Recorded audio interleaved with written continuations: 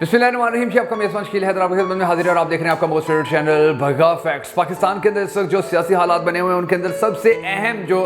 Political party है मुस्लिम league नून, उनको बड़े ही चैलेंजेस का सामना है और मुस्लिम लीग नून की इस वक्त ऐसी मंजिल ठुक के रह गई है कि अब उनको समझ में नहीं आ रहा कि हम क्या करें, हम कहाँ जाएं, अब हम किसके गोटे गिट्टे पकड़ें, अब हम किसके आगे रिक्वेस्ट करें, अब हम किसके आगे जाकर भीख मांगे कि जी नवाज शरीफ को वापस आने दो, नवाज शरीफ के लिए जो गेम है वो सेट करके रखो ताकि हम इलेक्शन लड़े और नवाज शरीफ को एक मरतबा फिर से पाकिस्तान का वज़ीर आज़म बना सके। इनके सारे सपने, सारे ख्वाब अधूरे रह गए हैं, इनकी सारी कोशिशें नाकाम हो गई हैं। अदालत ने इनको उठा के दीवार के ऊपर ऐसा मारा है कि अब ये चिपक के रह गए और दीवार से कभी ये साइड पर नहीं हो सकेंगे, क्योंकि अब खबर सामने आई है नाज़रीन गिरामी कि आपको पता है कि नवाज शरीफ को वतन वापस लाने का एक ख्वाब देखा हुआ था इन लोगों ने, फिर उसको वज़ीर आज़म बनाने का एक ख्वाब देखा हुआ था कि नून लीग कहती थी कि जी नवाज शरीफ वापस आएंगे, वो पाकिस्तान के हालात ठीक करेंगे। मरियम बीबी ने ढिंडोरा पीट के रखा हुआ था कि ये तो हमारी हुकूमत नहीं थी, ये पीडीएम हुकूमत को कहती थी जो उसके चचा की हुकूमत थी, कहती थी ये तो हमारी हुकूमत नहीं है, हमारी हुकूमत नून लीग की हुकूमत तो तब होगी जब नवाज शरीफ वापस आएंगे और वो वज़ीर आज़म होंगे। अब नवाज शरीफ को वापस लाने के लिए इन लोगों ने जो कुछ भी किया था, इन्होंने सारी जिंदगी कहा कि जी जो उमर ताबंदियाल है वो गंदा जज है, जो काजी साहब है वो अच्छे जज है, काजी साहब आएंगे, काजी साहब से हमें बड़ी उम्मीदें हैं, वो हमारे सारे मसाइल हल कर देंगे, वो नवाज शरीफ की नाअहली खत्म कर देंगे, वो हमारे केसेस खत्म कर देंगे। और 14-16 महीने के दौरान पीडीएम हुकूमत के दौरान जो इन्होंने वहाँ पाकिस्तान के अंदर मामलात किए, पाकिस्तान के इदारों को बदनाम कर दिया, पाकिस्तान के इदारों को अपने लिए इस्तेमाल किया, अपने मुखालिफ सियासी पार्टी के खिलाफ इस्तेमाल किया, पाकिस्तान के इदारों की तौहीन करते रहे। जैसा मरियम बीबी जलसों के अंदर तस्वीरें उठा के नाम ले लेके पाकिस्तान के साबिका जजेस को, पाकिस्तान के साबिका जर्नैलों को बदनाम करती रही, उनकी कैरेक्टर असैसिनेशन करती रही, उनके खिलाफ मुसलसल तनकीद करती रही, उनको बदनाम करती रही थी। और ये सब कुछ करने के दौरान भी अगर उनका कोई सबसे ज़्यादा फेवरेट था तो वो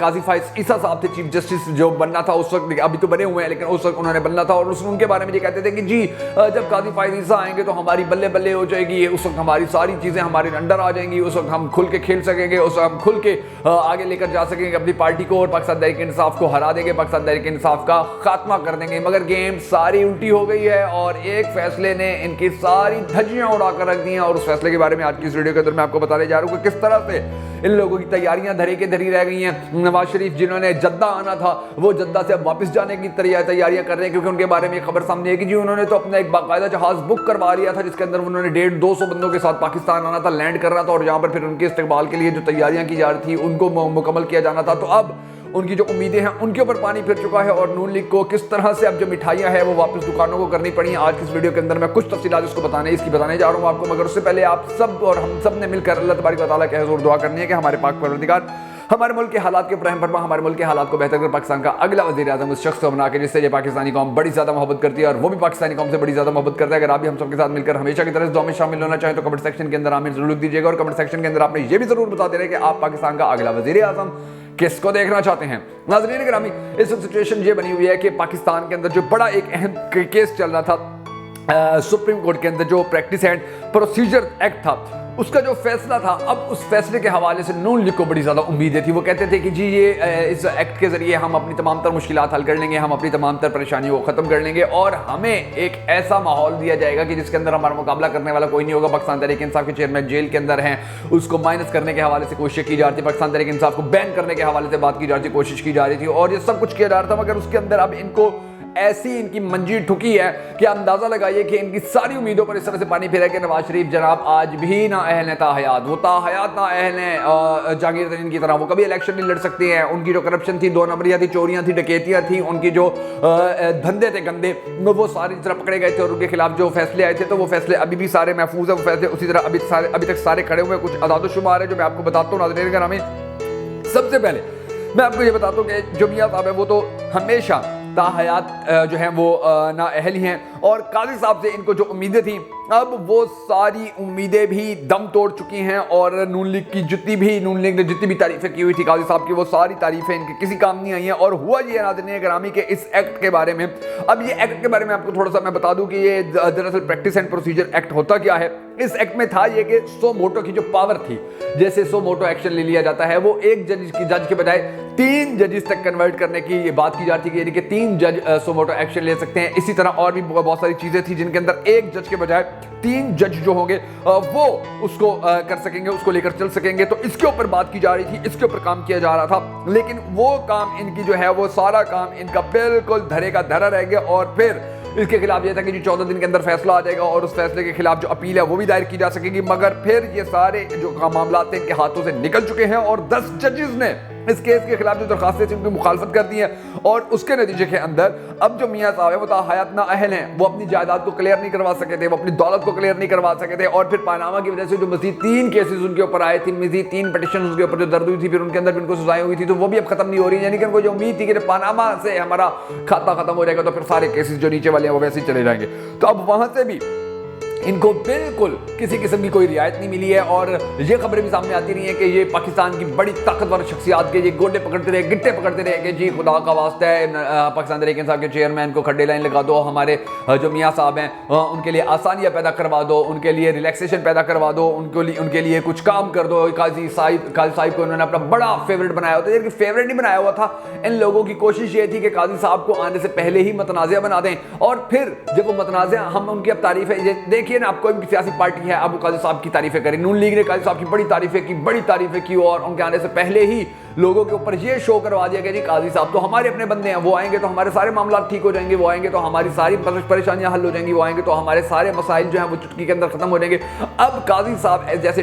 جو جج یعنی کہ جن کی اتنی بار تعریفیں کی گئی تھی، اب جج صاحب آتے ہیں، قاضی صاحب آتے ہیں، وہ کوئی ایسا فیصلہ دے کہ جو نون لیگ کے حق میں جا رہا ہو، تو ڈیفینیٹلی ان لوگوں نے خوشیاں منانی تھی اور پاکستانی قوم کے ذہنوں میں یہ بات ڈالنے کی کوشش کرنی تھی کہ دیکھا ججز بھی ہم خرید سکتے ہیں، دیکھا ہمارے لیے ججز کرنا بھی آسان ہے، دیکھا ججز بھی ہمارے خلاف فیصلے نہیں دیتے، تو یعنی کہ عدلیہ کے خلاف ان لوگوں کا جو ایک محاذ ہے، اس محاذ کو انہوں نے اب اس رنگ کے اندر مریم بی بی نے کھولنے کی کوشش کی ہوئی تھی، اور نون لیگ کی ساری قیادت نے زور لگا دیا تھا کہ جی یہ جج صاحب تو ہمارے گھر کے ہیں، یہ جج صاحب تو جو ہمارے بڑے قریبی ہیں، ان جج صاحب سے تو ہمیں کوئی خطرہ نہیں ہے، یہ تو پاکستان تحریک انصاف کو ٹھوک کے رکھ دیں گے، یہ تو پاکستان تحریک انصاف کو برباد کر کے رکھ دیں گے، تباہ کر کے رکھ دیں گے، سب کچھ یہ کہتے رہے کرتے رہے، لیکن اس کے باوجود بھی اب جو فیصلہ سامنے آیا ہے تو اس کے اندر ان کے لیے کوئی ریلیکسیشن نہیں ہے، اور اب مریم بی بی اپنی فطرت تبدیل کر نہیں سکتی ہے، تو وہ اپنی فطرت کے عین مطابق آنے والے کچھ دنوں کے اندر آپ دیکھیں گے کہ وہ جس طرح قاضی صاحب ہیں فائزی صاحب، ان کے خلاف وہی پروپیگنڈا کرتے آپ کو نظر آئے گی، جس طرح کا پروپیگنڈا انہوں نے عمر عطا بندیال کے خلاف کیا، جس طرح کا پروپیگنڈا اس نے ثاقب نثار کے خلاف کیا، جس طرح کا پروپیگنڈا جنرل باجوہ کے خلاف کیا، جس طرح کا پروپیگنڈا جو دوسرے پاک آرمی کے بڑے افسران تھے، DGISI تھے سابقہ، ان کے خلاف کیا تھا، یہ سب کچھ اسی طرح اب دوبارہ شروع ہو جائے گا، اور آپ کو نظر آئے گا کہ نون لیگ کے یہ جو سب سے لاڈلے جج سے جن کو لاڈلا جج بنانے کی کوشش کی گئی تھی نون لیگ کی جانب سے، انہوں نے اب ٹھوک کے ٹھیک فیصلے دینا شروع کر دیے، انصاف پر مبنی فیصلے دینا شروع کر دیے ہیں، انہوں نے زبردست فیصلے دینا شروع کر دیے ہیں، پاکستانی قوم سے بڑی راضی ہو رہی ہے، بڑی خوش ہو رہی ہے، تو اس کا ڈیفینیٹلی مطلب یہ نکلتا ہے کہ نون لیگ ان سے پھر خوش نہیں ہو سکتی، نون لیگ ان سے راضی نہیں ہو سکتی، کیونکہ یہ ایک پیٹ بات ہے کہ جہاں پر پاکستانی قوم خوش کھڑی ہوگی نون لیگ کو وہاں پر افسردگی ہوگی، جہاں پر نون لیگ خوش کھڑی ہوگی پاکستانی قوم کو پتہ ہوگا کہ یہ ہماری منجی ٹھوکنے کی بات کر رہے ہیں، یہ کوئی ایسی حرکت کر رہے ہیں، کوئی ایسی سازش کر رہے ہیں کہ جس کے بعد پھر ہمارے لیے عذاب نازل ہو جائے گا۔ بھی آپ کتنی بڑی مثال ہے جو ساری زندگی نہیں ختم کی جا سکے گی کہ پاکستان اچھے بڑے طریقے سے آگے چل رہا تھا، پاکستان کی معیشت مضبوط ہو رہی تھی، پاکستان دنیا میں ایک سٹرونگ ہو رہا تھا، پاکستان کی عزت احترام نام مقام بن رہا تھا، مگر پھر کیا ہوا کہ ان لوگوں نے ایک امریکی سائفر کو سامنے لا کر ایک امریکی سائفر کے حکم کے اوپر پاکستان کی جو حکومت تھی اچھی والی چلتی ہوئی اس کو گھر بھیج دیا، پاکستان کے جو سابق وزیر اعظم تھے ان کو جیل میں بھجوا دیا، پاکستان کے اندر جو مہنگائی ختم ہو رہی تھی اس کو دوبارہ سے آسمان پر لے گئے، پاکستان کے اندر جو بحران ختم ہو رہے تھے ان کو دوبارہ سے جگا دیا، پاکستان کے اندر جو مسائل ختم ہو رہے تھے ان کو دوبارہ سر اٹھانے کا موقع دے دیا، پاکستان کے اندر نہ سیاسی عدم استحکام نہ رہا، نہ پاکستان کے اندر معاشی عدم استحکام رہا، نہ پاکستان کے اندر قانون کی بالادستی رہی، نہ پاکستان کے اندر امن رہا، نہ پاکستان کے اندر روزگار رہا، نہ پاکستان کے اندر خوشحالی رہی، نہ پاکستان کے کسان اچھی زندگی گزارنے کے آج قابل ہے، نہ پاکستان کے لوگ اپنے بچوں کو سکول بھیجنے کے قابل رہے، نہ پاکستان کے لوگ اپنے بچوں کو اچھا کپڑا پہنانے کے قابل رہے، نہ پاکستان کے لوگ اپنے بچوں کو تعلیم دلوانے کے قابل رہے۔ تو یہ سب کچھ جو ہوتا رہا ہے،